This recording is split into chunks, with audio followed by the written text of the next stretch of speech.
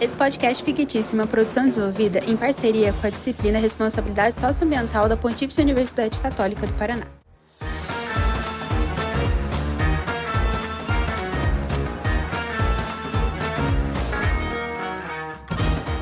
Oi, gente, aqui é a Cleo e tá começando mais um episódio do Que História é Essa? O podcast descomplica assuntos sérios e coloca o mundo para pensar. Hoje a conversa é quente, não só por causa do clima. O tema do episódio é mudanças climáticas, fato ou fake? Para começar, dá para acreditar que 9% dos brasileiros e cerca de 15% dos estadunidenses ainda não acreditam nas mudanças climáticas. Mesmo com tanta informação, tem muita gente que acha que isso é exagero. Mas os dados estão aí. A Terra está 1,1 grau Celsius mais quente do que no final do século XIX. A década de 2011 a 2020 foi a mais quente de todas, e esse aquecimento traz consequências reais, mudanças nos oceanos, prejuízos nas comunidades costeiras e efeitos no nosso dia a dia, como na saúde, alimentação, moradia, segurança e trabalho. Ainda assim, tem gente que acredita que tudo isso é só uma parte de um ciclo natural do planeta. Outras pessoas acham que estamos vivendo um verdadeiro colapso ambiental. E no meio disso tudo fica a dúvida: o que é verdade e o que é exagero? Para discutir essas visões tão diferentes, a gente preparou um debate. E para isso, temos duas convidadas super importantes. A cientista e docente da USP, Elisa Navarro, é doutora em mudanças climáticas no meio ambiente. E a especialista Cassandra Duarte, formada pela Universidade Livre de São Beltrão, em Geografia especializada em Ciências Holísticas do Clima, que traz uma visão mais crítica e alternativa sobre o tema. O modelo vai ser simples e direto. Pergunta e resposta. Um espaço para ouvir, refletir e tirar suas próprias conclusões. Então coloca o fone, fica confortável e vem com a gente descobrir. As mudanças climáticas são fato ou fake? Para começar, doutora Elisa, como a ciência define as mudanças climáticas e o conceito de responsabilidade socioambiental nesse cenário? Bom, as mudanças climáticas, elas são alterações significativas nos padrões climáticos globais, compreendidas como um desequilíbrio no sistema terrestre. A ciência tem evidenciado que a principal causa dessas mudanças são as atividades humanas, que intensificam o efeito estufa e desequilibram os ecossistemas naturais. A responsabilidade socioambiental, nesse contexto, refere-se à atuação consciente dos indivíduos, das instituições e dos governos frente aos impactos ambientais e sociais decorrentes dessa crise climática. É reconhecer que temos o dever de cuidar do nosso planeta, não apenas para nós, mas para as futuras gerações. Uau! Senhora Cassandra, como a senhora vê essa responsabilidade socioambiental e a ideia de crise climática? Bom, com todo o respeito à doutora Elisa, eu acredito que essa crise climática é uma narrativa muito exagerada, impulsionada pela mídia e por certos interesses que buscam criar medo nas pessoas. Fala-se muito em desespero e até em doenças psicológicas causadas por notícias alarmistas. A humanidade sempre se adaptou às mudanças, e a natureza tem os seus próprios ciclos. Essa conversa de responsabilidade socioambiental acaba por ser uma maneira de impor restrições econômicas e políticas, sem uma base realmente sólida. A partir de agora, o debate irá começar. A primeira resposta sempre será direcionada à especialista Cassandra, posteriormente a doutora Elisa irá responder finalizando com dados científicos. Vamos ao cerne da questão. O que é o aquecimento global e como ele é medido e quais as evidências de que as ações humanas são as causas dominantes? Ah, o famoso aquecimento global, a estrela pop da ciência do medo. Olha, eu sei que é chato dizer isso em tempos de culto a Greta Thunberg, mas o que a gente chama de aquecimento é só mais uma fase natural do clima da Terra. Isso já aconteceu antes, e com muito mais intensidade, diga-se de passagem. Temos o ótimo climático do Holoceno, o período quente romano, o período quente medieval e, pasmem, nenhum SUV circulava por aí na Idade Média. O clima muda, sempre mudou, e vai continuar mudando com ou sem as suas sacolinhas biodegradáveis. Agora, essa ideia de que 90% dos cientistas concordam é uma piada. O próprio Piers Corbyn já desmascarou isso. A maioria desses estudos só incluía mudança climática no título para ganhar financiamento. O Dr. David Legates analisou os dados e mostrou que só 0,3% dos artigos afirmam claramente que o ser humano é o principal culpado. O resto é tudo ruído estatístico. E mais, o CO2, esse tal de vilão, representa apenas 0,04% da atmosfera. E a parte que vem da humanidade, uns míseros 3 a 4% disso. Estamos falando de algo como 0,0012% da atmosfera.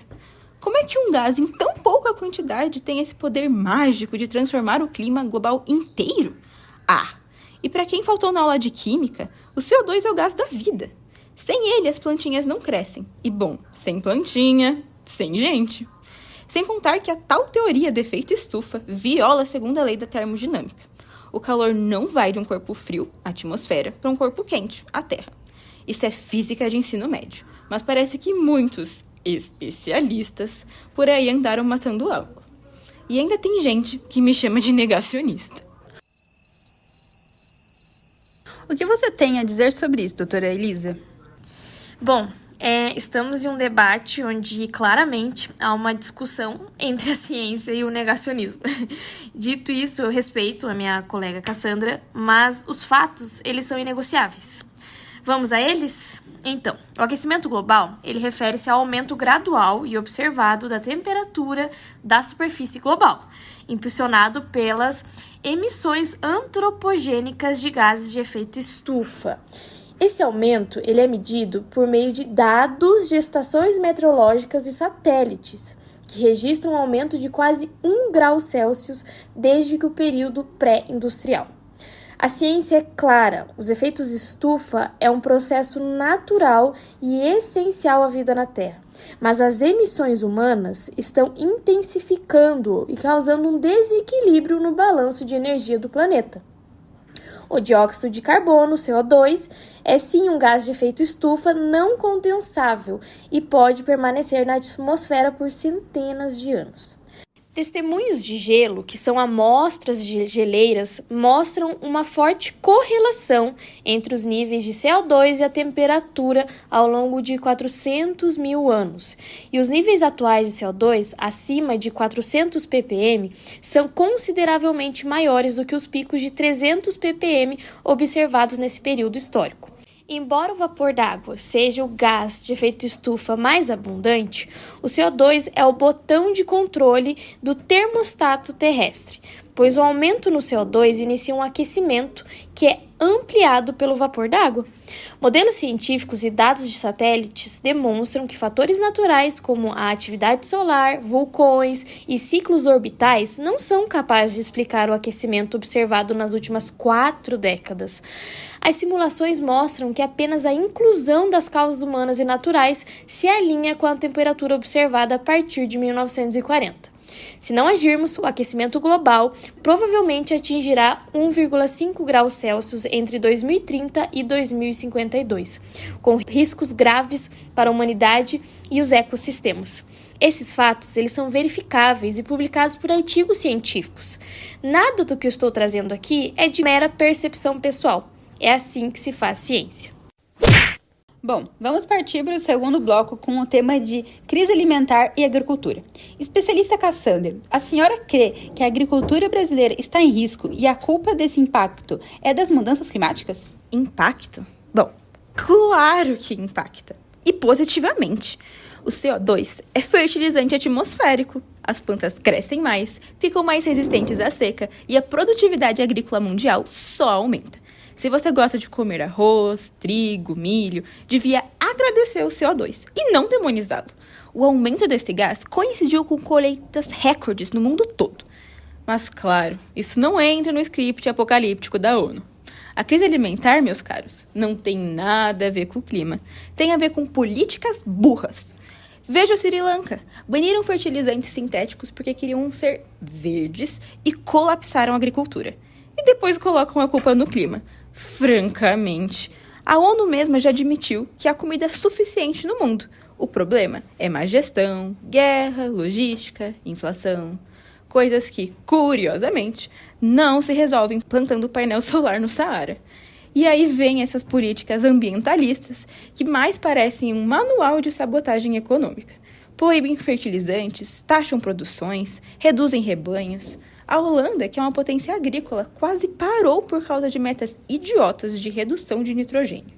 fazendeiros protestando, gente perdendo sua terra, tudo para salvar o planeta. Como bem disse o Patrick Moore, ex-Greenpeace, o movimento ambientalista foi sequestrado por ideologias políticas anticapitalistas. E eu complemento, isso tudo é uma agenda. Querem controle. Controle sobre o que você planta, sobre o que você come e como você vive. Doutora Elisa, como as mudanças climáticas impactam a agricultura e o risco da crise alimentar? Bom, a crise alimentar, ela significa a escassez de alimentos em quantidade e qualidade para a população, refletindo problemas econômicos, políticos, sociais e ambientais. A agricultura é altamente dependente do clima e as mudanças climáticas trazem impactos significativos, como o aumento de temperatura e deficiência hídrica, que reduzem a produtividade de culturas e o desenvolvimento das plantas. Plantas C3, como a soja, são mais afetadas por temperaturas elevadas do que as C4, como o milho e a cana-de-açúcar. Além disso, alterações na frequência e intensidade das chuvas, com períodos prolongados de seca ou chuvas intensas, causam perdas nas produtividades, erosão do solo e perda de nutrientes também. Estudos recentes mostram que, em 2024, as perdas na agricultura devido às mudanças do clima foram maiores do que o efeito do El Niño. Modelos prevêem uma redução na oferta de alimentos se as práticas atuais de produção forem mantidas. No Brasil, o setor agropecuário é responsável por 28% das emissões totais de gás de efeito estufa, e a expansão de pastagens e o cultivo de soja são os principais vetores de degradação, especialmente no Cerrado. Essas práticas, juntamente com o uso de agroquímicos, contribuem para o desequilíbrio e a perda de biodiversidade. A insegurança alimentar já é um problema grave no Brasil, com mais da metade dos domicílios enfrentando algum grau de insegurança, sendo as regiões Norte e Nordeste as mais vulneráveis. Os pequenos agricultores são particularmente vulneráveis, pois dependem diretamente das variações atmosféricas. É fundamental promover a agricultura familiar e adotar práticas sustentáveis para enfrentar esses desafios. Eu deixo embaixo todas as minhas fontes utilizadas como referência para que o ouvinte possa estar consultando posteriormente. Partimos agora para o bloco 3, com o tema Colapso de Ecossistemas e Biodiversidade. Especialista Cassandra, você reconhece que estamos enfrentando uma extinção em massa e um colapso dos ecossistemas e da nossa biodiversidade? A senhora ainda considera que isso é um exagero ou que as ações humanas são insignificantes? Extinção em massa? Ah, essa é boa. Sabia que 99% das espécies que já existiram estão extintas? E olha que nem existia plástico naquela época, hein? Extinções são parte do processo natural. O planeta passou por eventos muito piores do que um pouco mais de CO2. Lembra da extinção do Permiano? 90% da vida marinha foi pro saco e não tinha nem carvão queimando. A natureza é mais resiliente do que esses ecologistas mimados conseguem imaginar. Esses relatórios da ONU falam em 1 milhão de espécies ameaçadas. Mas é tudo baseado em modelo de computador. Sabe, aquele tipo de previsão que nunca acerta nem o tempo da semana que vem, mas que querem usar para redesenhar a economia mundial? No fundo, é tudo uma narrativa. Uma desculpa perfeita para aplicar políticas globais, controlar a produção, restringir consumo, taxar mais e, claro, salvar o planeta, mas desde que seja do jeito deles. Doutora Elisa, poderíamos aprofundar sobre o colapso de ecossistemas e a perda da biodiversidade? Estamos realmente enfrentando uma extinção em massa? Bom, Cleo, realmente estamos enfrentando esse colapso dos ecossistemas. Basicamente, isso ocorre quando há perda total de suas características bióticas ou abióticas, e a biodiversidade típica não é mais sustentada, sendo substituída por um novo ecossistema antrópico, que a gente chama. A degradação dos ecossistemas é um problema global que afeta a capacidade dos ambientes de sustentar a biodiversidade. há uma aceleração da perda de biodiversidade em escala global. As projeções climáticas para biomas brasileiros, como o Cerrado, a Caatinga e a Mata Atlântica, indicam aumento de temperatura e alterações nos padrões de chuva, que ameaçam esses ecossistemas. A biodiversidade ela é vital, pois garante serviços ecossistêmicos essenciais para a vida humana, como a regulação climática, o controle de erosão, a fertilidade do solo e o abastecimento da água. A perda de vegetação nativa é um fator crucial para o risco de colapso. No Cerrado, a expansão agrícola é o principal vetor de degradação. Já na Caatinga, 80% de seus ecossistemas originais já foram alterados por desmatamentos, queimadas e desertificação. Em grande parte do bioma é classificado como criticamente em perigo. Na Mata Atlântica, a urbanização e a industrialização comprometeram a integridade ecológica do local. O uso de agroquímicos e a poluição também contribuem para a degradação, afetando a interação entre plantas, patógenos e vetores. E, embora a pesquisa sobre a ligação direta entre perda de biodiversidade e pandemias em humanos seja complexa e está em andamento ainda, sabemos que a desestabilização dos ecossistemas podem alterar a dinâmica de doenças, como visto em casos de doenças de plantas, onde as mudanças climáticas alteram a incidência e distribuição de patógenos. Assim eu finalizo com uma mensagem para todos. Pessoal, busquem conhecimento. Leiam artigos, façam pesquisas e verifiquem tudo o que se lê nessa internet. Em tempos de desinformação, fake news, a ciência é a esperança para um futuro muito melhor e sustentável.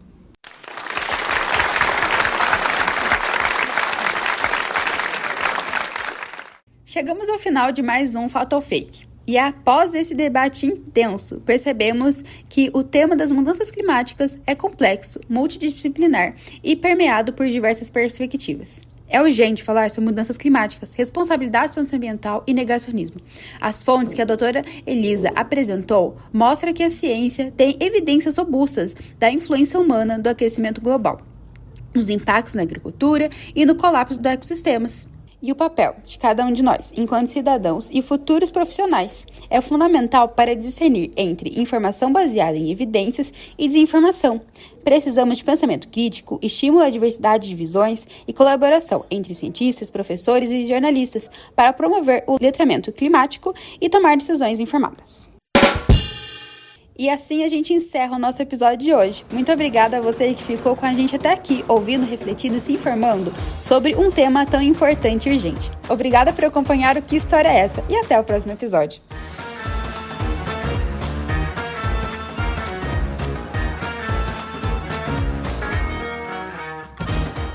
Esse podcast foi desenvolvido como parte da disciplina de Responsabilidade Socioambiental do curso de Licenciatura em História da PUC Paraná, sob orientação do professor William Franco da Silva. Participam desse episódio eu, Gigi Tricossi, na apresentação e mediação, Vitória Dias como professora e doutora da USP e a Rebeca Madeira como especialista e negacionista convidada.